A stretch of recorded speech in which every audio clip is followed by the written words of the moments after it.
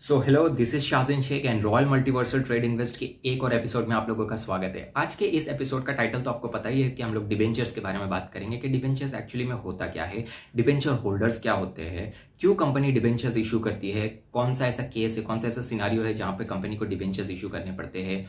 And आने वाले episodes में हम लोग ये भी बात करेंगे कि डिबेंचर्स के फीचर्स क्या होते हैं, डिबेंचर्स कितने टाइप्स के होते हैं, क्योंकि ये सारे टॉपिक अगर हम एक वीडियो में कवर करना चाहें तो वीडियो बहुत ज़्यादा लंबा हो जाएगा and we have to keep this video very simple, आसान and short.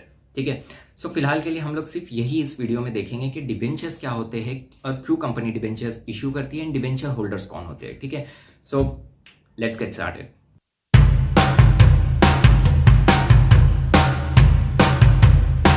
So before we directly jump to the debenture and debenture holders, उससे पहले हम लोग थोड़ा सा शेयर्स का समझ लेते हैं कि शेयर्स क्या होते हैं, शेयर होल्डर्स क्या होते हैं। ठीक है, इट्स वेरी सिंपल। जैसे कि हम अक्सर बात करते हैं कि शेयर होल्डर्स कौन होते हैं, वो कंपनी के ओनर्स होते हैं, वो कंपनी के हिस्सेदार होते हैं। तो जब कंपनी को फंड रेस करना होता है और ज्यादा पैसों की जरूरत होती है तो वो कंपनी के शेयर्स इशू कर देते हैं, पब्लिक से पैसा लेते हैं, पब्लिक को शेयर दे देते हैं, मतलब अपनी कंपनी की हिस्सेदारी दे देते हैं। तो शेयर होल्डर भी कंपनी के कुछ हिस्से के ओनर्स बन जाते हैं। ठीक है, तो ये शेयर होता है। सो कंपनी पब्लिक से पैसा लेती है, पब्लिक को शेयर्स देती है, मतलब हिस्सेदारी देती है, ओनरशिप देती है। तो शेयर होल्डर कंपनी के ओनर्स बन जाते हैं, एक तरह से कंपनी को पैसा देकर उसके ओनर्स बन जाते हैं। तो ये शेयर होल्डर होता है, सिंपल इज दैट।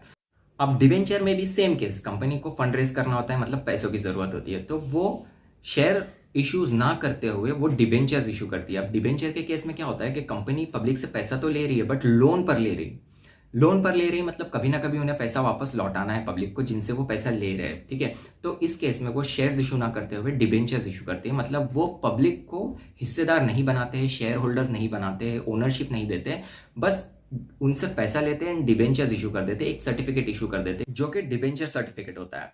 तो कंपनी को फंड रेज करना होता है और पैसा चाहिए, तो वो पब्लिक से पैसा लेती है उधार पर, लोन पर, एंड पब्लिक को शेयर्स ना देते हुए डिबेंचर सर्टिफिकेट दे देते कि वो डिबेंचर सर्टिफिकेट साइन करो एंड हमारे डिबेंचर होल्डर्स बन जाओ। तो जो कंपनी को पैसा लोन पर देता है वो पब्लिक, जो कंपनी को पैसा लोन पर देती है वो पब्लिक बन जाती है डिबेंचर होल्डर्स।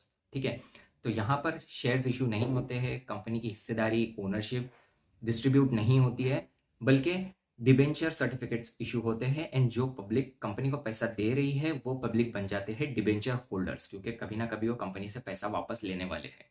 ठीक है, तो ये होता है डिबेंचर एंड डिबेंचर होल्डर्स। तो ये डिबेंचर शेयर्स की तरह ही इंस्टीट्यूशंस भी खरीद सकते हैं, कॉमन पब्लिक भी खरीद सकती है। ठीक है, जिस तरह से शेयर्स में भी इंस्टीट्यूशंस भी पैसा लगाते हैं, शेयर होल्डिंग्स लेते हैं, हिस्सेदारी लेते हैं, शेयर होल्डर्स बन जाते हैं, उसी तरह यहाँ पर भी इंस्टीट्यूशंस भी डिबेंचर्स खरीद सकते हैं, कंपनी को पैसा दे सकते हैं, डिबेंचर होल्डर्स बन सकते हैं, एंड नॉर्मल कॉमन पब्लिक भी कंपनी को पैसा देकर डिबेंचर होल्डर्स बन सकते हैं। सो डिबेंचर होल्डर्स जो है वो कंपनी के क्रेडिटर्स होते हैं। ठीक है, क्रेडिटर्स वो जिन्हें कंपनी को कभी ना कभी पैसा लौटाना है। ठीक है, तो यहाँ पर डिबेंचर होल्डर्स को क्या फायदा होता है, वो कंपनी को पैसा देते हैं लोन पर, डिबेंचर होल्डर्स बन जाते हैं एंड कंपनी से उन्हें इंटरेस्ट मिलता रहता है। ठीक है, यहाँ पर इंटरेस्ट मिलता है, जबकि शेयर होल्डर्स को डिविडेंड मिलता है। आने वाले एपिसोड में हम लोग थोड़े डिफरेंस की भी बात करेंगे कि debenture holders and share holders में क्या डिफरेंसेस होते हैं, क्या क्या राइट्स होते हैं। ठीक है, वो भी हम आने वाले एपिसोड में बात करेंगे, बट यहाँ पर डिबेंचर होल्डर्स को इंटरेस्ट मिलता रहता है कंपनी की तरफ से। डिबेंचर का एक पीरियड डिसाइडेड होता है कि हम कितने टाइम के लिए, कंपनी कितने टाइम के लिए पैसा ले रही है एंड कितने टाइम के बाद उनको वापस करना है। So as per the companies act 2013, max to max tenure जो होता है डिबेंचर्स का वो 10 साल का हो सकता है, 10 साल की एक्सपायरी होती है, 10 साल से ऊपर नहीं हो सकता, मैक्स टू मैक्स 10 ईयर्स। तो 10 ईयर्स में एनी हाउ कंपनी को डिबेंचर होल्डर्स को वो पैसा लौटाना ही है। ठीक है, so max 10 years as per the companies Act, max 10 years होता है, उससे कम का भी हो सकता है agreements, but max 10 years.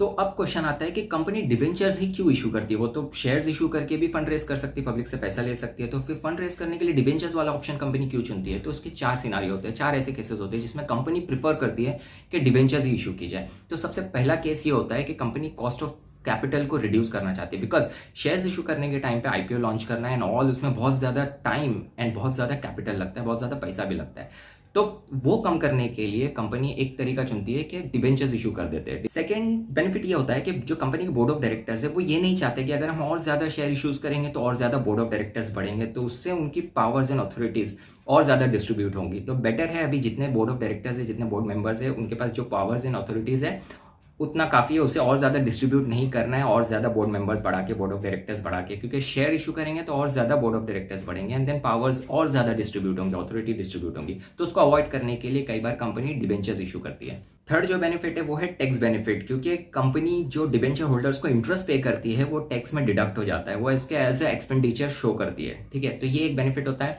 And चौथा जो बेनिफिट है, जब कंपनी को शॉर्ट टर्म के लिए फंड रेजिंग करनी होती है, शॉर्ट टर्म के लिए पैसा चाहिए होता है, तो debenture is the best option, ठीक है। सो आई होप कि डिबेंचर का कॉन्सेप्ट थोड़ा तो क्लियर हुआ होगा कि डिबेंचर्स क्या होते हैं, डिबेंचर होल्डर्स कौन होते हैं, एंड कंपनी क्यों डिबेंचर इशू करती है। आने वाले एपिसोड्स में हम लोग थोड़ा सा debenture holders versus share holders के बारे में थोड़ा सा डिफरेंसेस जानेंगे, डिबेंचर्स के फीचर्स जानेंगे एंड टाइप्स ऑफ डिबेंचर्स भी जानेंगे, ठीक है। तो let's stay connected. You can subscribe to learn more about stock market, finance, trading in investment, jobs and career, and see you soon. Take care.